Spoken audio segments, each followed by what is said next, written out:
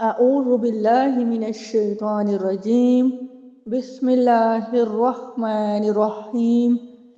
السلام علیکم ورحمۃ اللہ وبرکاتہ۔ یا اہل القرآن، کیسے ہیں آپ سب؟ اللہ پاک ایمان، صحت اور تقوی کی بہترین حالتوں میں رکھے آپ سب کو۔ آپ کی زندگی میں ڈھیروں رحمتیں، برکتیں، نعمتیں ہوں، آمین یا رب العالمین۔ ہمارا آج کا سبق ہے ہا کا بیان۔ سب سے پہلے دیکھتے ہیں ہا کی اقسام۔ ہا کی دو اقسام ہیں، ہا اصلی، ہا زائدہ، یا اسے کہیں گے ہائے اصلی یا ہائے زائدہ۔ ٹھیک ہے، سب سے پہلے دیکھتے ہیں ہائے اصلی کیا ہوتا ہے۔ ہائے اصلی وہ ہا ہے جو فا، عین، لام کے مقابلے میں ہو اور نفس کلمہ کی ہو۔ اس کو جدا کرنے سے معنی خراب ہو جاتا ہو، اس کو کہتے ہیں ہائے اصلی۔ یعنی ایسی ہا جو فا، عین، لام، یہ گرامر کی ٹرمینالوجی ہے، فعل، اس کے وزن پر ہو، اس کے مقابلے میں ہو اور نفس کلمہ کی ہو، یعنی جو کلمہ ہے اس کا حصہ ہے، اور اگر اس کو جدا کر دیں اس کلمہ سے تو اس کلمہ کا معنی خراب ہو جاتا ہو، اسے کہتے ہیں ہائے اصلی۔ جیسے کہ لَإِن لَّمْ تَنْتَهِ، لَإِن لَّمْ يَنْتَهِ نَفْقَهُ كَثِيرًا فَوَاكِهُ كَثِيرًا غَيْرَ مُتَشَابِهٍ وَانْهَ عَنِ الْمُنكَرِ۔ اور اللہ، لام اسم جلالہ یعنی اللہ یہاں پہ بھی آئے، اس کی جو ہا ہے ان سب کلمات کی وہ ہا ہائے اصلی کہلاتی ہے۔ ٹھیک ہے، لَإِن لَّمْ تَنْتَهِ میں جو ہا ہے، لَإِن لَّمْ يَنْتَهِ کی ہا، نَفْقَهُ کی ہا، فَوَاكِهُ کی ہا، متشابہ کی ہا، وَانْهَ کی ہا اور اللہ اس کی ہا۔ یہ جو ہا ہے یہ ہائے اصلی ہوتی ہیں، یہ فعلا کے مقابلے میں ہوتی ہیں اور یہ نفس کلمہ کا حصہ ہے۔ اگر ہم ان کو جدا کر دیں گے تو معنی خراب ہو جاتا ہے۔ جیسے کہ ہم لام اسم جلالہ کی مثال دیکھتے ہیں، اللہ، اس میں جب ہا نکال دیا جائے تو کیا ال یا الل، ال، اس کا کوئی معنی بنے گا؟ نہیں۔ اللہ ہا ہوگی تو معنی مکمل ہوگا۔ اسی طرح ون ہا، تو ون اگر ہاں نکل جائے تو ون کا کوئی مطلب نہیں بنتا۔ تنتا ہی، تو تنتا کوئی مطلب نہیں بنتا، یعنی کہ تنتا، ینتا، تو یہاں پہ جو ہے نا یہ ہا، یہ نفس کلمہ کا حصہ ہے، اگر ان کو نکال دیں تو پیچھے جو حروف بچتے ہیں ان کا کوئی معنی نہیں بنتا۔ اور فاولا اس کو ایسے یاد رکھیں جیسے کہ آمارا۔ ٹھیک ہے، آمارا ہے نا، حمزہ یہ فا کے مقابلے میں ہے، میم یہ عین کے مقابلے میں ہے اور را لام کے مقابلے میں ہے۔ ٹھیک ہے، تو فعلا، امارا، یہ دیکھیں ایک ہی مقابلہ ہے ان کا، ایک ہی وزن کی ہے۔ یہ مطلب ہے، یہ گرامر کی ٹرمینالوجی ہے، یہ انشاءاللہ آپ گرامر میں سیکھیں گے۔ فی الحال آپ اتنا یاد کریں کہ جو ہائے اصلی ہوتی ہے وہ فعلا کے مقابلے میں ہوتی ہے، فعلا کے وزن پہ ہوتی ہے۔ ٹھیک ہے، اور یہ نفس کلمہ کا حصہ ہوتی ہے۔ اگر ہم اس کو جدا کر دیں گے تو معنی خراب ہو جاتا ہے۔ آگے دیکھتے ہیں ہائے زائدہ۔ ایسی ہا جو فا، عین، لام کے مقابلے میں نہ ہو اور نہ ہی نفس کلمہ کا حصہ ہو، اگر ہم اس کو جدا کر دیں تو معنی خراب نہیں ہوتا، یہ ہوتی ہے ہائے زائدہ۔ جیسے کہ یرزہ لکم حسابیہ، اب یرزہ میں دیکھیے اس کا روٹ ورڈ کیا ہے، را، رواد، یا، تو اس کا مطلب یہ ہوا کہ جو ہا ہے یہ ہا زائدہ ہے، یہ کیا اس کلمہ کا حصہ ہے؟ نہیں، ہا ہٹ بھی جائے تو تب بھی اس کا معنی خراب نہیں ہوگا، یرزا۔ ٹھیک ہے، آپ کو کیسے پہچان ہوگی کہ یہ ہائے اصلی ہے یا ہائے زائدہ ہے؟ آپ کو ایسے پہچان ہوگی اگر آپ کو کلمہ کا روٹ لیٹر آتا ہو۔ کوئی بھی کلمہ 3 حرف سے مل کر بنا ہوتا ہے، کوئی ہوتے ہیں جن میں کلمات کے جو حروف ہیں وہ 4 ہوتے ہیں، لیکن زیادہ تر جو ہوتے ہیں موسٹلی وہ 3 حروف سے مل کر ایک کلمہ بنتا ہے، جن کو کہتے ہیں روٹ ورڈ، بنیادی حروف، ٹھیک ہے؟ جیسے کہ اب قوتالہ، ٹھیک ہے نا؟ قوتالہ کیا ہے؟ اس کا روٹ ورڈ قاف تا لام، یہ تینوں اس کے روٹ ورڈ ہیں۔ اسی طرح یقتلون، اب یہ دیکھیے ہے تو یقتلون لیکن اس کا روٹ ورڈ کیا نظر آ رہا ہے؟ قاف تا لام، ٹھیک ہے؟ یقتلو، یہ اس طرح سے جو ہے نا یہ روٹ ورڈ سے مختلف آگے حروف بنتے جاتے ہیں۔ تو ہائے اصلی اور ہائے زائدہ کی پہچان کے لیے آپ نے یہ یاد رکھنا ہے، ہائے اصلی وہ ہا ہے جو فاعلہ کے مقابلے میں ہوتی ہے اور نفس کلمہ کا حصہ ہوتی ہے، ٹھیک ہے؟ جبکہ ہائے زائدہ وہ ہا ہے جو فاعلہ کے مقابلے میں بھی نہیں ہوتی، نفس کلمہ کا حصہ بھی نہیں ہوتی، اگر اس کو جدا کر دیں تو معنی خراب بھی نہیں ہوتا، اس کو کہتے ہیں ہائے زائدہ۔ جیسے ابھی ہم نے دیکھا یرزہ لکم، تو یرزہ کی جو ہا ہے وہ ہائے زائدہ ہے، کیوں؟ کیونکہ یرزہ کا روٹ ورڈ کیا نظر آ رہا ہے آپ کو؟ آگے حسابیہ، اس میں بھی دیکھیے حسابیہ، اس میں بھی ہائے زائدہ ہے، کیوں؟ کیونکہ حسابیہ کا روٹ ورڈ کیا ہے؟ ہا سین با، تو اس کا مطلب یہ کہ اس کے اندر وہ ہا نہیں آ رہی، ٹھیک ہے؟ آگے دیکھتے ہیں ہائے زائدہ کی اقسام۔ پہلے ہم نے ہا کی اقسام دیکھی، ہا کی 2 اقسام ہوتی ہیں، ہائے اصلی، ہائے زائدہ۔ اب ہائے زائدہ کی اقسام دیکھیں گے۔ ہائے زائدہ کی 3 قسمیں ہیں، ہائے مدورہ، ہائے سکتہ، ہائے ضمیر۔ سب سے پہلے دیکھتے ہیں ہائے مدورہ کیا ہوتا ہے۔ تانیث کی وہ تا جو وقف میں ہائے ساکنہ سے بدل جاتی ہے اسے ہائے مدورہ کہتے ہیں، جیسے جنتن سے جنہ، آیتن سے آیہ، ٹھیک ہے؟ یہاں پہ دیکھیے کیا ہو رہا ہے، آپ پہلے سے ہی جانتے ہیں ہائے مدورہ کو، یعنی جو ہماری گول تا ہوتی ہے تائے مدورہ، وہ وقت کی صورت میں کس میں بدل جاتی ہے؟ ہائے ساکنہ سے۔ اسی ہائے ساکنہ کو کیا کہا جاتا ہے؟ ہائے مدورہ، ٹھیک ہے؟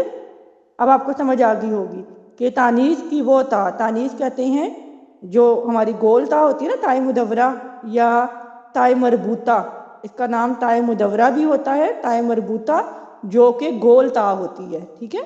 اس گول تا کو تانیث کی تا بھی کہا جاتا ہے۔ تانیث کی تا، تانیث کہتے ہیں مونس، یہ مونس کو ظاہر کرتی ہے، ٹھیک ہے؟ جو گول تا ہوتی ہے ہماری کسی بھی کلمہ کے آخر میں جو گول تا ہوتی ہے اس کو تانیث کی تا کہتے ہیں۔ اب سمجھ لیں کہ اب آپ کو اس گول تا کے 3 نام پتہ چل گئے ہیں، کون کون سے؟ تانیث کی تا، تائے مدورہ اور تائے مربوطہ، ٹھیک ہے؟ اس کے اوپر جب ہم وقف کریں گے تو وقف کی صورت میں یہ ہائے ساکنہ سے بدل جاتی ہے، اس ہائے ساکنہ کو ہائے مدورہ کہا جاتا ہے، ٹھیک ہے؟ جیسے کہ جنتن، اس میں جو تن ہے یہ تائے مدورہ ہے، تائے مربوطہ ہے، تانیث کی تا ہے۔ اب جب اس پہ وقف کریں گے تو یہ ہائے ساکنہ میں بدل جائے گی، جنہ، ٹھیک ہے؟ اب یہ جو ہائے ساکنہ ہے اس کو ہائے مدورہ کہا جاتا ہے، ٹھیک ہے؟ آگے ہے دوسری ہائے زائدہ کی جو قسم ہے ہائے سکتہ، وہ ہائے ساکنہ ہے جو کلمہ کی آخری حرکت کو ظاہر کرنے کے لیے لائی جاتی ہے اور اس کا کوئی معنی نہیں ہوتا۔ ہائے سکتہ وہ ہائے ساکنہ ہے جو کلمہ کی آخری حرکت کو ظاہر کرنے کے لیے لائی جاتی ہے اور اس کا کوئی معنی نہیں ہوتا، ٹھیک ہے؟ جیسے اگزامپل دیکھیے کتابیہ، اب یہ میں دیکھیے یا جو ہے لاسٹ والی کون سی ہے؟ ہائے ساکنہ، یعنی ساکن حالت میں ہے نا، آلریڈی یہ ساکن حالت میں ہے اور اس کو ہی ہائے سکتہ کہا جاتا ہے۔ اب یہ کیا کر رہی ہے؟ یہ کلمے کی آخری حرکت کو ظاہر کرنے کے لیے لائی جا رہی ہے، یعنی کہ آخری حرکت کیا ہے؟ زبر ہے، اس کو ظاہر کرنے کے لیے یا واضح کرنے کے لیے، ٹھیک ہے؟ یہ ہوتی ہے ہائے سکتہ، یعنی ہائے ساکنہ جو کلمہ کی آخری حرکت کو ظاہر کرنے کے لیے لائی جاتی ہے اور اس کا کوئی معنی نہیں ہوتا۔ اگزامپل دیکھتے ہیں کتابیہ، حسابیہ، مالیہ، ماہیہ، سلطانیہ، لم یتسنہ، فبہداہ مقتدی، ٹھیک ہے؟ ان تمام کلمات کے آخر میں دیکھیے جو ہا ہے، ٹھیک ہے، وہ ہائے زائدہ ہے اور ہائے زائدہ میں ہائے سکتہ ہے، ٹھیک ہے، یعنی ہائے ساکنہ ہے، اور یہ کلمہ کی آخری حرف کی جو حرکت ہے اس کو ظاہر کرنے کے لیے لائی جاتی ہے، اس کا اپنا کوئی معنی نہیں ہوتا۔ اب یہ جو مثالیں ہیں یہ آپ کو قرآن پاک میں کہاں کہاں سے ملیں گی؟ جو کتابیہ، حسابیہ، مالیہ، ماہیہ، سلطانیہ، یہ سورۃ الحاقہ، اس کے اندر آپ کو یہ مل جائیں گی اگزامپل۔ اس کے بعد لم یتسنہ، یہ سورۃ البقرہ میں آپ کو ملے گی انشاءاللہ۔ اور جو لاسٹ ہے فَبِہُدَاهُ مُقْتَدِهْ، یہ سورۃ الانعام میں ملے گی۔ یہ کچھ اسپیسیفک مخصوص کلمات ہیں جن میں ہماری ہائے سکتہ ہے، ٹھیک ہے؟ یہ کلمات آپ نے سارے کے سارے یاد کرنے ہیں انشاءاللہ۔ ہائے زائدہ کی تیسری قسم ہے ہائے ضمیر، جس کے بارے میں ہم پہلے سے پڑھ چکے ہیں۔ ہائے ضمیر کیا ہوتی ہے؟ واحد مذکر غائب کی وہ ضمیر جو کلمہ کے آخر میں بامانی اس لاحق ہوتی ہے، یعنی یہ واحد ہوتی ہے، مذکر کی ہوتی ہے اور غائب کی ہوتی ہے، یہ جو ہائے ضمیر ہے، اور یہ کلمہ کے آخر میں جو اس کا جو معنی ہوتا ہے نا، اس کو بیان کرنے کے لیے، اس کا معنی بتانے کے لیے، اس آپ کو بریکٹ میں نظر آ رہا ہے نا، تو یہ اس کو واضح کرنے کے لیے کلمہ کے آخر میں پائی جاتی ہے۔ جیسے کہ دیکھیے انزلہ، اب کیا ہے؟ اس نے نازل کیا اسے۔ اب یہاں پہ دیکھیے اس کیا پریزنٹ کر رہے؟ اس کو۔ جیسے آپ جانتے ہیں انگلش میں ہی، شی، اٹ یہ آتے ہیں پروناؤن جن کو کہتے ہیں، تو پروناؤن کو اردو میں کیا کہتے ہیں؟ اس میں ضمیر۔ تو ہی، شی، اٹ کیا ہوتے ہیں؟ وہ لڑکا، وہ لڑکی، اٹ یہ چیز، ٹھیک ہے؟ تو یہ جو ہوتا ہے نا اس میں ضمیر، یہ اصل میں ملکیت کو ظاہر کر رہا ہوتا ہے، اس کا معنی بتا رہا ہوتا ہے، ٹھیک ہے، کہ اس کی چیز ہے۔ جیسے کہ انزلہ، اس نے اسے نازل کیا۔ اب اس کون ہے؟ اس کا مطلب ہے واحد، مذکر اور غائب، ٹھیک ہے، ہمیں نہیں پتا۔ آگے دیکھیے کلماتہ، اس کا کلمہ، کرسیہ، اس کی کرسی، زوجہ، اس کی بیوی۔ تو یہ سارے کیا ہوتے ہیں؟ جو ہے یہ کیا بتا رہا ہے؟ ہائے ضمیر، اس۔ ربہ، اس کا رب، ٹھیک ہے۔ امید کرتی ہوں آپ کو یہ بھی سمجھ آ گیا ہوگا انشاءاللہ۔ ایک بار پھر سے دیکھ لیتے ہیں۔ ہا کی دو قسمیں ہوتی ہیں، ہائے اصلی اور ہائے زائدہ۔ ہائے اصلی کیا ہوتی ہے؟ جو فاعلہ کے مقابلے میں ہوتی ہے، نفس کلمہ کی ہوتی ہے، اور اس کو جدا کرنے سے معنی خراب ہو جاتا ہے۔ تو یہ آپ کو چند اگزامپل پڑھا دی گئی ہیں، یہ تمام کلمات آپ نے اچھے سے یاد کرنے ہیں کیونکہ یہ ہائے اصلی کی اگزامپل ہیں۔ اس کے بعد ہے نمبر 2 ہائے زائدہ، جو فاعلہ یعنی کہ فا عین لام کے مقابلے کی نہ ہو، نہ ہی نفس کلمہ کا حصہ ہو، اگر اس کو جدا بھی کر دیں تو معنی خراب نہیں ہوتا، ٹھیک ہے۔ اس کے بعد ہم نے ہائے زائدہ کی مزید 3 اقسام پڑھی، ہائے مدورہ، ہائے سکتہ، ہائے ضمیر۔ ہائے مدورہ کیا ہوتی ہے؟ تانیث کی وہ تا جو وقت کی صورت میں ہائے ساکنہ سے بدل جاتی ہے۔ اور ہائے سکتہ کیا ہوتی ہے؟ وہ ہائے ساکنہ جو کلمہ کے آخری حرکت کو ظاہر کرنے کے لیے لائی جاتی ہے، اس کا اپنا کوئی معنی نہیں ہوتا۔ ہائے ضمیر کیا ہوتی ہے؟ واحد مذکر غائب کی وہ ضمیر جو کلمہ کے آخر میں بامانی اس لاحق ہوتی ہے۔ واضح ہے؟ اب آگے ہم دیکھتے ہیں ہائے ضمیر کے قواعد۔ ہائے ضمیر کے 2 قاعدے ہیں، حرکت اور صلہ، ٹھیک ہے۔ سب سے پہلے دیکھتے ہیں حرکت۔ اب حرکت 2 طرح کی ہوگی، یعنی مکسور ہوگی یا مضموم۔ مکسور کہتے ہیں کسرہ والا حرف اور مضموم کہتے ہیں پیش والا حرف۔ سب سے پہلے دیکھتے ہیں ہائے ضمیر مکسور۔ ہائے ضمیر کے ما قبل اگر کسرہ ہو یا پھر یائے ساکنہ ہو تو مکسور ہوگی، یعنی ہائے ضمیر مکسور کی 2 صورتیں ہیں۔ ہائے ضمیر کے ما قبل یعنی ہائے ضمیر سے پہلے اگر کسرہ ہو یا پھر ہائے ضمیر سے پہلے یائے ساکنہ ہو تو وہ جو ہا ہوگی، ہائے ضمیر کی جو ہا ہوگی وہ مکسور ہوگی، یعنی اس کے نیچے کسرہ ہوگی۔ اگزامپل دیکھتے ہیں بھی ہی، یہاں پہ دیکھیے ہائے ضمیر ہماری ہا ہے نا، تو اس سے پہلے والے حرف پہ کیا ہے؟ کسرہ ہے، تو پھر اب ہائے ضمیر کے نیچے کیا ہو گئی؟ کھڑا زیر، ٹھیک ہے، مکسور ہوگی ہماری ہائے ضمیر۔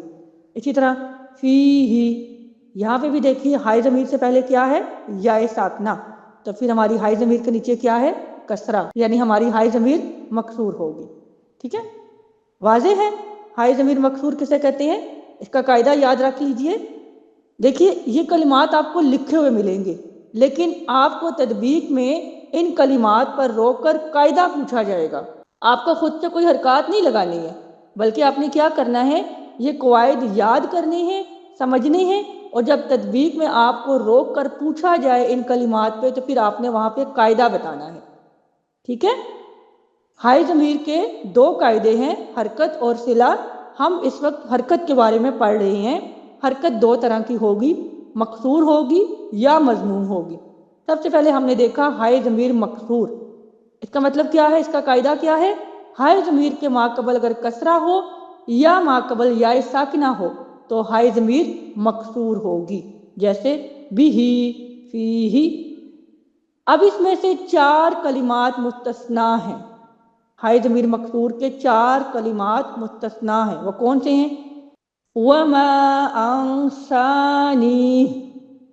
یہاں پہ دیکھیے ہائی ضمیر ہے، اس سے پہلے یا ساکن آ رہی ہے، لیکن ہائی ضمیر کے اوپر پیش ہے. لہٰذا ہم نے قاعدہ کیا پڑھا تھا کہ ہائی ضمیر سے پہلے یا ساکن ہو تو اس کے نیچے کسرہ ہوگی، جیسے ابھی ہم نے فی ہی میں دیکھا. لیکن یہاں پہ اب کیا آ رہا ہے؟ ہائی ضمیر سے پہلے یا ساکن تو ہے لیکن ہائی ضمیر کے اوپر پیش ہے، لہٰذا یہ کلمہ مستثنی ہے. اگلا کلمہ دیکھتے ہیں، علیہ اللہ. اب یہ بھی ہمارا جو ہے کلمہ مستثنی ہے. کیوں؟ ہاں کے اوپر پیش نظر آ رہی ہے، اس سے پہلے یا ساکن ہے. حالانکہ ہم نے قاعدہ کیا دیکھا تھا کہ یا ساکن اگر ہو ہائی ضمیر سے پہلے تو ہائی ضمیر مکسور ہوگی، لیکن یہاں کیا ہے؟ ہائی ضمیر پہ پیش ہے، لہٰذا یہ کلمہ بھی مستثنی ہے. آگے دیکھیے ارجہ. یہاں پہ دیکھیے اب ہائی ضمیر سے پہلے کسرہ ہے لیکن ہائی ضمیر خود ساکن ہو گئی. حالانکہ کیا تھا؟ اگر ہائی ضمیر سے پہلے کسرہ ہو تو ہائی ضمیر ہماری کیا ہوگی؟ مکسور ہوگی. تو لہٰذا یہ کلمہ بھی مستثنی ہے.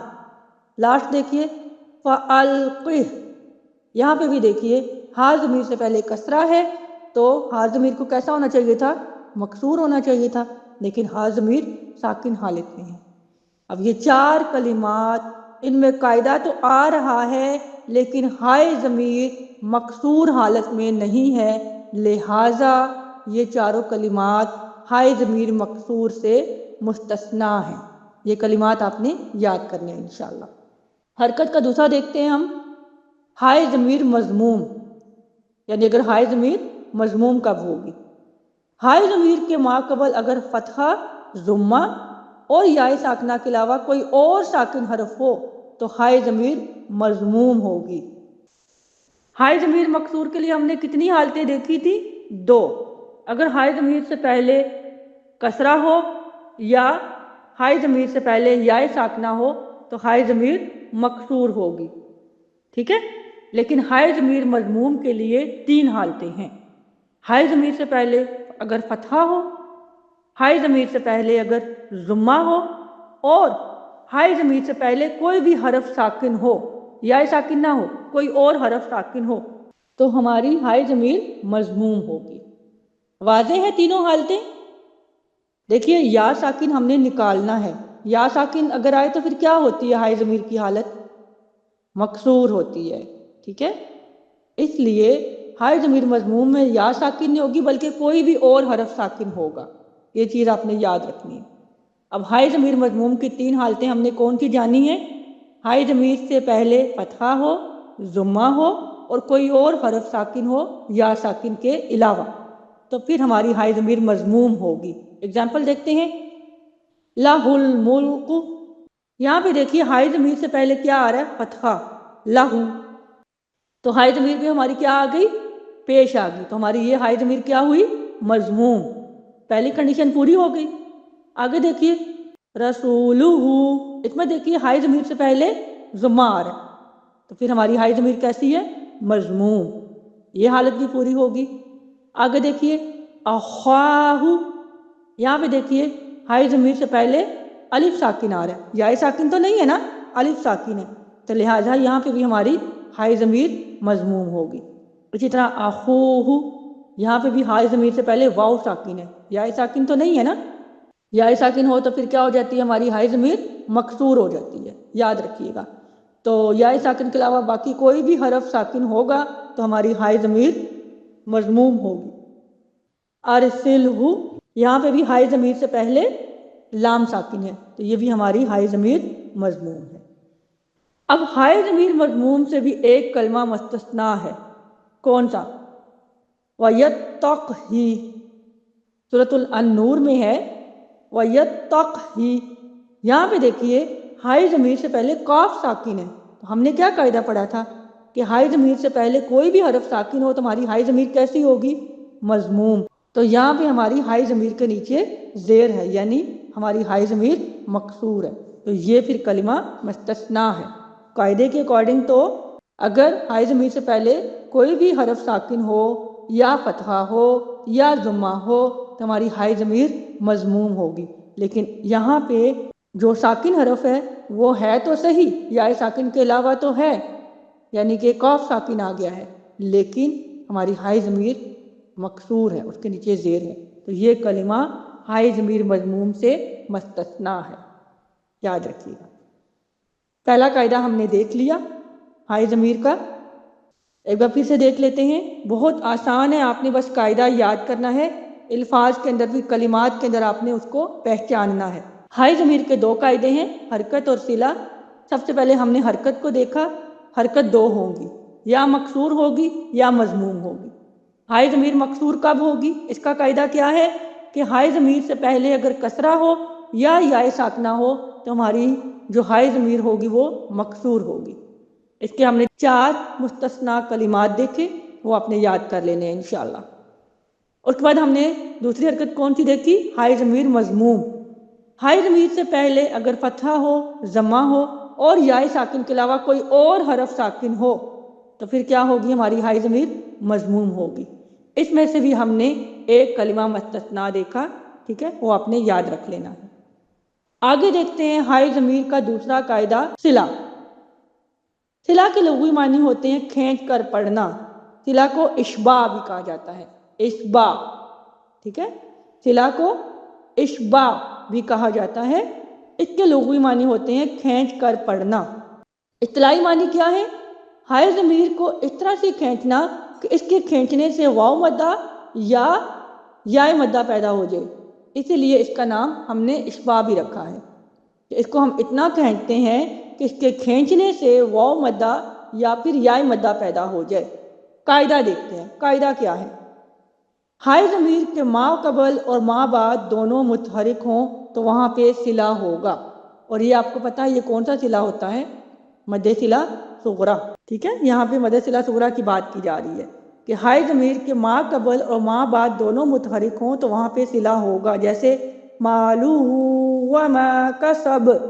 اب ہو دیکھیے ہماری ہائی ضمیر ہے، اس سے پہلے بھی متحرک حرف ہے، لام کے اوپر پیش ہے، اس کے بعد بھی متحرک حرف ہے، یعنی واو کے اوپر زبر ہے، تو اس کے ما قبل اور ما بعد دونوں متحرک ہوں تو یہاں پہ ہائی ضمیر کے اوپر کیا ہوگا؟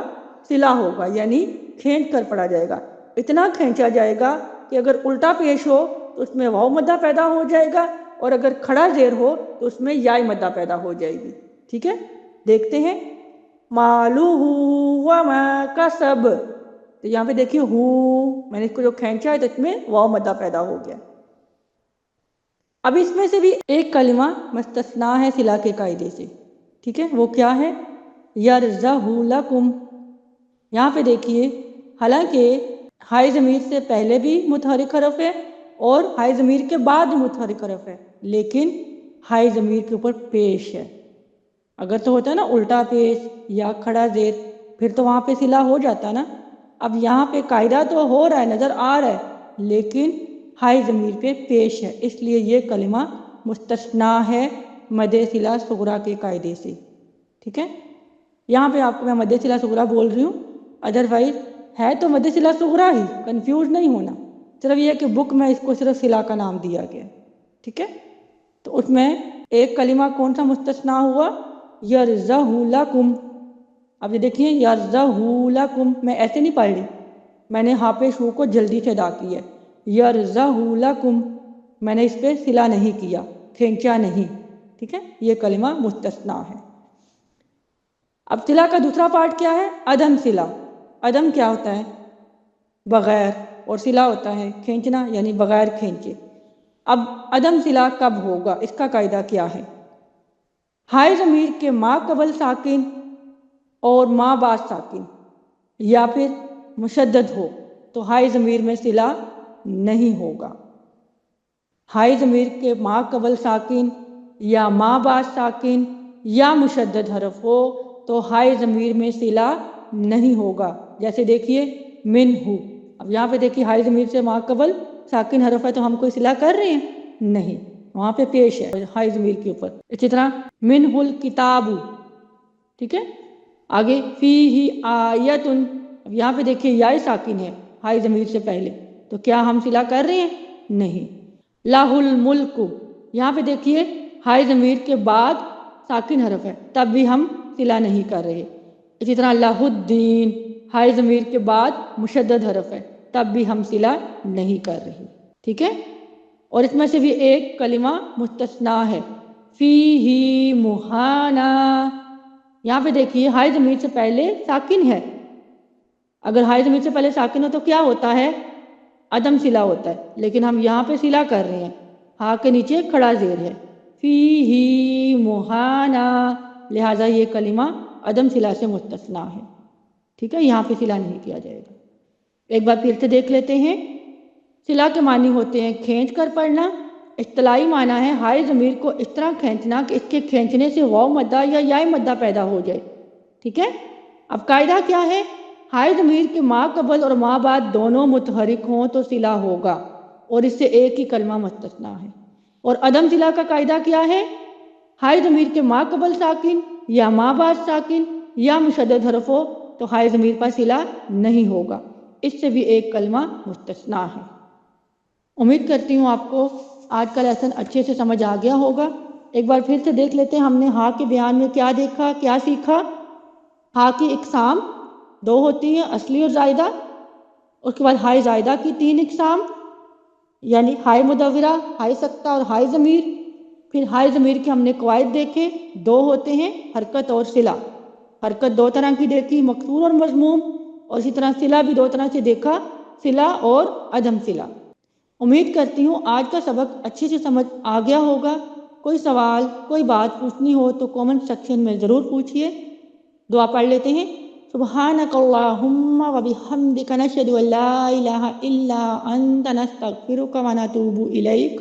السلام علیکم ورحمۃ اللہ وبرکاتہ.